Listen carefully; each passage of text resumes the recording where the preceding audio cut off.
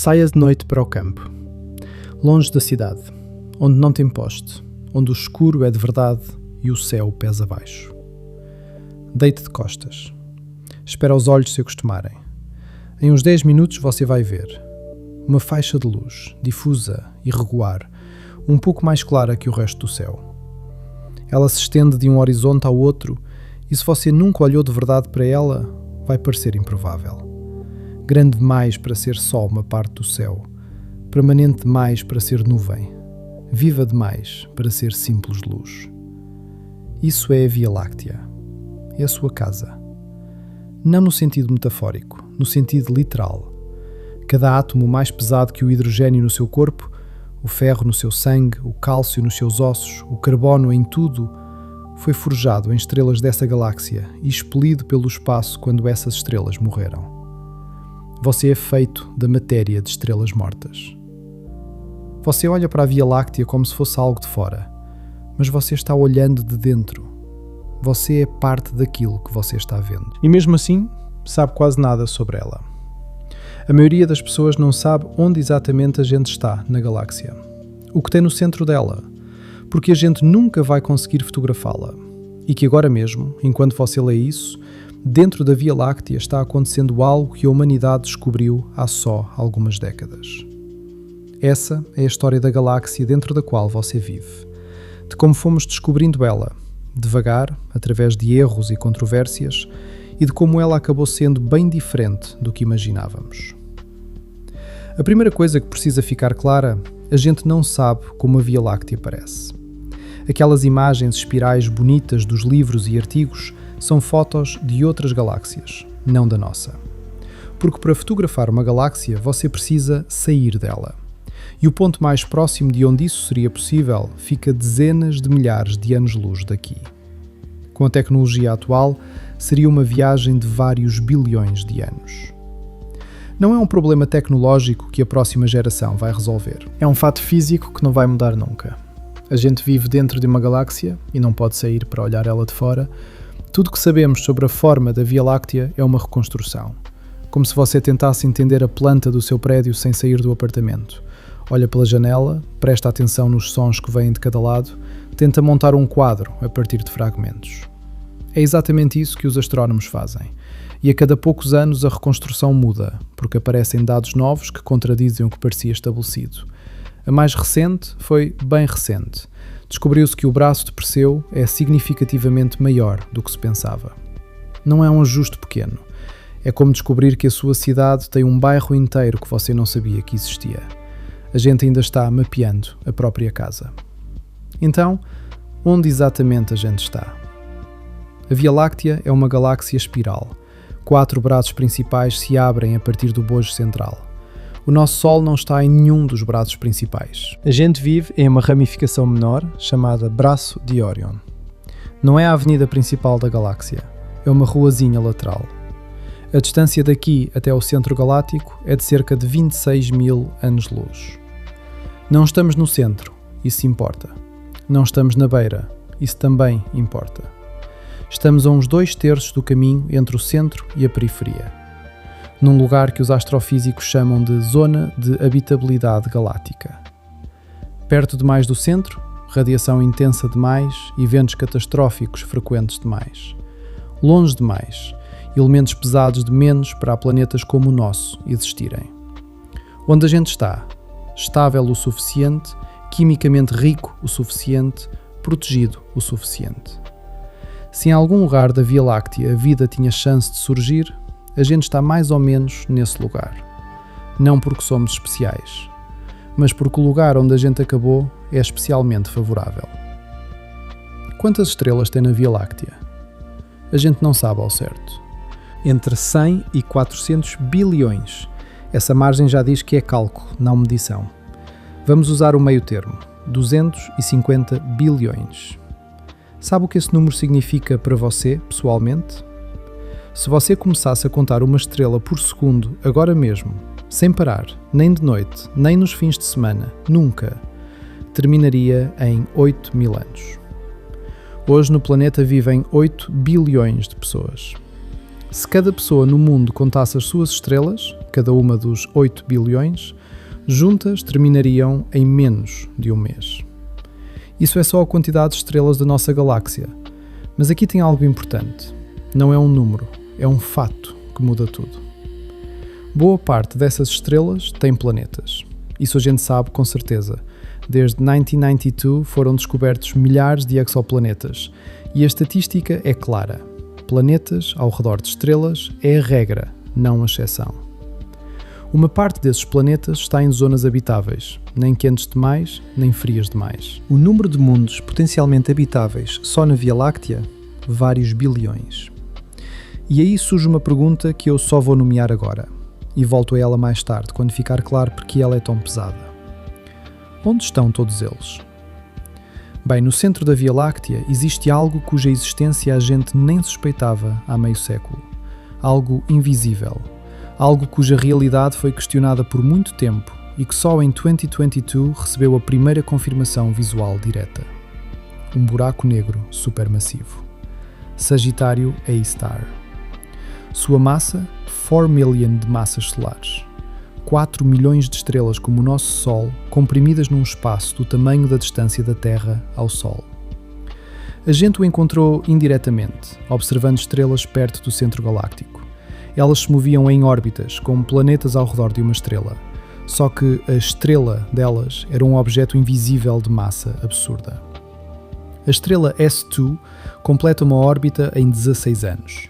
No ponto mais próximo, ela se move a 9.000 km por segundo. 3% da velocidade da luz. Nessas velocidades já dá para perceber efeitos que Einstein previu. Em 2020, o Prémio Nobel de Física foi dado às pesquisas que confirmaram a natureza desse objeto. Em abril de 2022, uma colaboração de telescópios operando como um único instrumento com o diâmetro da Terra obteve a primeira imagem de Sagitário A-Star. Não uma ilustração, uma imagem real. O anel de gás incandescente ao redor da sombra do próprio buraco negro. Pensa nisso por um segundo. A gente viu o centro da nossa galáxia. O objeto que a mantém unida, que está a 26 mil anos-luz de nós. A gente olhou e finalmente viu o que tem lá. O buraco negro não devora tudo ao redor, isso é mito. Ele é relativamente quieto. As estrelas orbitam ao redor dele sem cair nele, da mesma forma que os planetas orbitam ao Sol. A 26 mil anos-luz de distância, a influência gravitacional sobre a gente é insignificante. Mas ele está lá, no centro da nossa casa.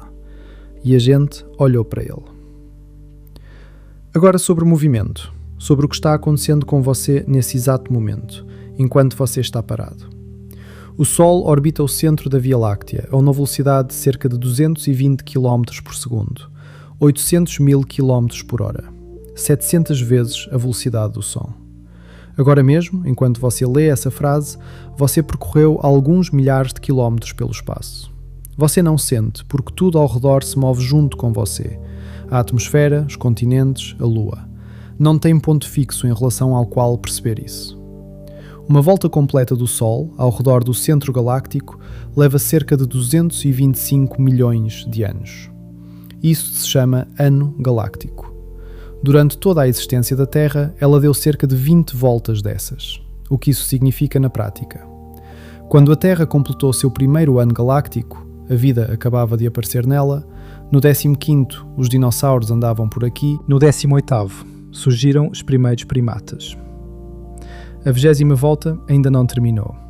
A última vez que o Sistema Solar estava aproximadamente no mesmo ponto da órbita em que está hoje, faz 225 milhões de anos. O que estava acontecendo na Terra? A grande extinção permiana acabava de terminar, a maior catástrofe da história da vida no planeta. 96% das espécies marinhas desapareceram. O período Triássico começava. A Pangeia dava seus primeiros sinais de ruptura. A gente voltou ao mesmo ponto, e a Terra é irreconhecível. E aqui vem a coisa mais pessoal que vou falar nessa conversa. Olha para o céu noturno de novo. A luz de uma estrela a 2.000 anos-luz de você saiu dela 2.000 anos atrás, quando a Terra vivia Roma. A luz de uma estrela há 10.000 anos-luz saiu quando viviam aqui pessoas que ainda não tinham inventado a escrita. A luz das estrelas na beira da Via Láctea visível saiu quando não havia um único ser humano neste planeta. Tudo isso chegou até você numa única noite, numa única fração de segundo de olhar. O céu é uma máquina do tempo. Não é metáfora, é literal. Quando você olha para cima, você está olhando para épocas diferentes ao mesmo tempo.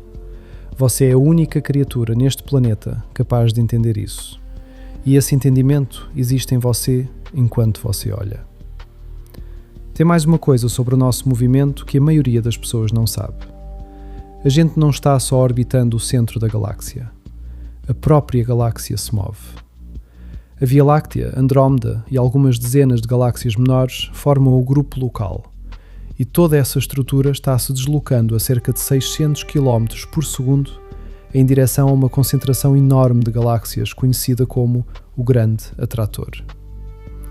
O Grande Atrator é uma massa colossal que atrai milhares de galáxias num raio de centenas de milhões de anos-luz. Mas a gente não consegue vê-lo diretamente. Ele fica exatamente atrás do centro da nossa galáxia do nosso ponto de vista, escondido por densas nuvens de gás e poeira.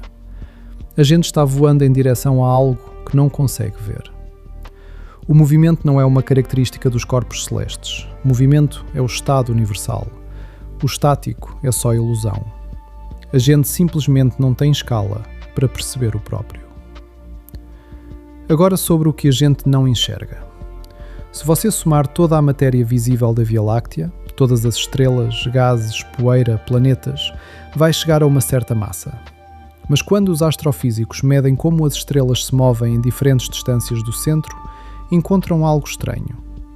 Pelas leis da gravitação, estrelas nas bordas da galáxia deveriam se mover mais devagar do que as estrelas perto do centro, assim como os planetas externos do Sistema Solar se movem mais devagar que os internos. Mas as estrelas, nas bordas da Via Láctea, se movem quase na mesma velocidade que as perto do centro, às vezes mais rápido. Isso só é possível numa situação onde a gente não vê nada, tem massa. Uma massa enorme. Nas estimativas atuais, a matéria visível representa cerca de 15 a 20% da massa total da galáxia. O restante, matéria escura. Ela não emite luz, não a absorve, não interage com a radiação eletromagnética de jeito nenhum. A gente não consegue vê-la, registrá-la, detectá-la com nenhum instrumento. Sabemos que ela existe só pelo efeito gravitacional, pela forma como ela distorce o movimento do que a gente vê. Ao redor do disco visível da nossa galáxia, um enorme halo de matéria escura. É ela que mantém tudo unido. Sem ela, as estrelas das bordas teriam-se dispersado faz tempo. E é aqui que isso fica pessoal. Você vive dentro de uma estrutura cuja 80% é inacessível à observação. 80% da sua própria casa invisível. Não porque está longe, não porque a tecnologia ainda não chegou lá, mas porque essa matéria é constituída de tal forma que não deixa rastros que a gente sabe ler. 80% da nossa própria casa invisível. Agora, de onde vem tudo isso que a gente sabe? O conhecimento sobre a Via Láctea foi sendo construído devagar, através de erros e decepções, de debates entre pessoas que estavam certas e erradas em partes diferentes de uma mesma questão. Os gregos achavam que a faixa noturna era o leite escorrendo do seio da deusa Hera. Galáxia vem do grego para leite. Via Láctea é uma tradução direta. Uma história bonita. Não era ciência. Em 1610, Galileu apontou o telescópio para a Via Láctea e percebeu. Aquilo que parecia uma névoa luminosa era uma quantidade enorme de estrelas individuais. Primeira compreensão real da natureza da faixa. Em 1785, William Herschel tentou fazer um mapa tridimensional da galáxia contando estrelas em diferentes direções. Chegou à conclusão de que o Sistema Solar ficava perto do centro. Estava errado. Ele não levou em conta que a poeira absorve a luz das estrelas distantes, criando a falsa impressão de um espaço finito. Ele olhava sem perceber que não estava vendo tudo. Às vezes, a gente olha exatamente assim. Em 1920, aconteceu o grande debate entre dois astrónomos, Shapley e Curtis. A questão: As nebulosas que víamos pelos telescópios eram objetos dentro da nossa galáxia ou galáxias separadas além dos seus limites? Shapley insistia: nossa galáxia é enorme e contém tudo que é visível. Curtis argumentava: as nebulosas são outras galáxias, fora da nossa. Curtis estava certo. Em 1924, Edwin Hubble mediu a distância até a nebulosa de Andrómeda e mostrou que ela ficava muito mais longe do que qualquer objeto dentro da nossa galáxia. Num único momento, o universo cresceu a proporções inimagináveis. O que chamávamos de nebulosas eram galáxias separadas, cada uma com bilhões de estrelas. Descobrimos que éramos uma delas. Não o centro de tudo. Uma entre muitas. Em 1974, Sagitário A-star foi detectado. Em 2020, o Nobel pelo reconhecimento da sua natureza. Em 2022, a primeira imagem. Do leite de uma deusa à fotografia de um buraco negro, em alguns milhares de anos. É muito rápido para uma espécie que, há algumas dezenas de milhares de anos, vivia em cavernas. Agora, aquela pergunta que eu mencionei no começo e disse que voltava. 250 bilhões de estrelas, a maioria com planetas. Parte desses planetas em zonas habitáveis. Nossa galáxia existe há 13 bilhões de anos, 10 mil vezes mais do que o ser humano existe enquanto espécie. Todo esse tempo, em algum lugar nesses bilhões de sistemas, a vida podia estar se desenvolvendo. Onde estão todos eles? Isso se chama paradoxo de Fermi. O físico Enrico Fermi fez essa pergunta em 1950 durante um almoço com colegas, de forma simples, quase casual. Se é tudo isso mesmo, então cadê eles? É aqui que a pergunta fica pesada. Não porque é académica, mas porque é pessoal. Imagina, você à noite no campo, olhando para essa faixa. 250 bilhões de estrelas acima de você. Bilhões de planetas em zonas habitáveis. 13 bilhões de anos para surgir, se desenvolver, mandar um sinal e... silêncio. Nenhum sinal. Nenhum rastro de atividade tecnológica em escala galáctica. A gente está ouvindo faz 70 anos, desde que temos radiotelescópios capazes de captar o que acontece entre as estrelas. Silêncio. O que isso significa para você, pessoalmente, agora, sob esse céu? Talvez a vida seja exceção, uma raridade tão improvável que, mesmo com bilhões de chances, estamos sozinhos. Ou quase. Esse é o mais quieto de todos os cenários e tem algo nele que aperta por dentro. Talvez a vida surja, mas as civilizações se autodestruam, rápido demais, com eficiência demais, antes de deixar qualquer rastro. Nesse caso, o silêncio é um aviso. Não sobre eles, sobre nós. Talvez eles existam, mas a gente não sabe como ouvi-los. Escutamos ondas de rádio porque usamos ondas de rádio, mas eles podem usar algo completamente diferente, assim como você não ouviria uma conversa acontecendo numa frequência fora do alcance dos seus ouvidos. Talvez as distâncias sejam tais que até o sinal mais potente nunca chegue, ou chegue milhares de anos depois que a civilização que o enviou tiver deixado de existir. Nenhuma dessas respostas está provada. O paradoxo continua aberto. Mas o que você sente quando segura essa pergunta, enquanto está parado no campo à noite sob todos esses bilhões de estrelas e percebe que não escuta nada? Esse não é um sentimento académico. É o mais humano de todos.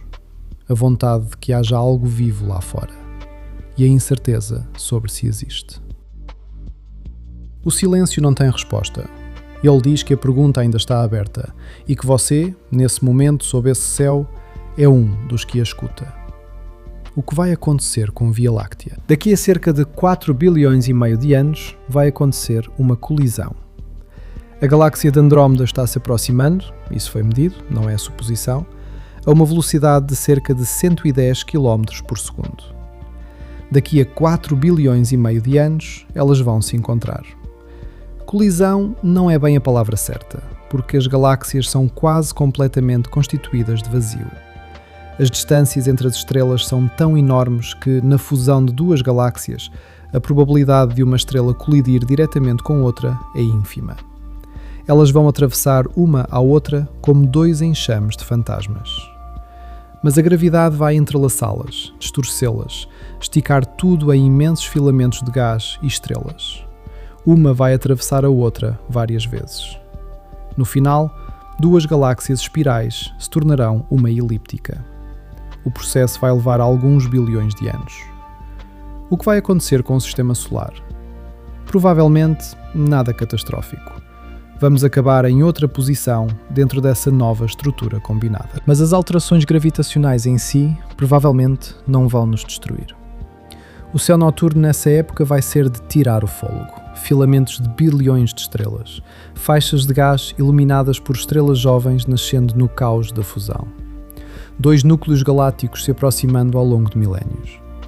Não vai existir ser humano da forma que somos hoje, mas se existisse, assistiria ao espetáculo mais grandioso que se pode ver da superfície de um planeta. A gente sabe disso. A gente calculou. Já vimos outras galáxias se fundindo e sabemos como é. É uma das coisas mais estranhas da condição humana. Somos mortais, vivemos um instante na escala galáctica e ainda assim sabemos o que vai acontecer com a nossa casa daqui a bilhões de anos. Isso não é pouco. Saia de noite para o campo. O mesmo convite do começo, mas agora você sabe um pouco mais. Você está no braço de Órion, uma pequena ramificação de uma galáxia espiral com 100 mil anos-luz de diâmetro. A 26 mil anos-luz do centro, onde há um buraco negro com a massa de 4 milhões de sóis e cuja fotografia foi publicada em 2022, você está se movendo ao redor desse centro, a 220 km por segundo, e completa uma órbita a cada 225 milhões de anos, mais ou menos.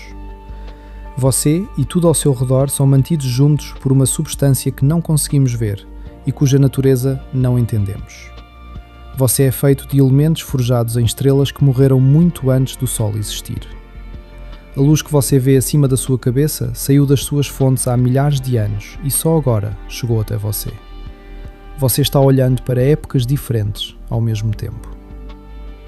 Numa galáxia com 250 bilhões de estrelas, com bilhões de planetas potencialmente habitáveis, numa galáxia que existe há 13 bilhões de anos, você escuta silêncio e não sabe o que ele significa. Daqui a 4 bilhões e meio de anos, a sua casa vai mudar para sempre.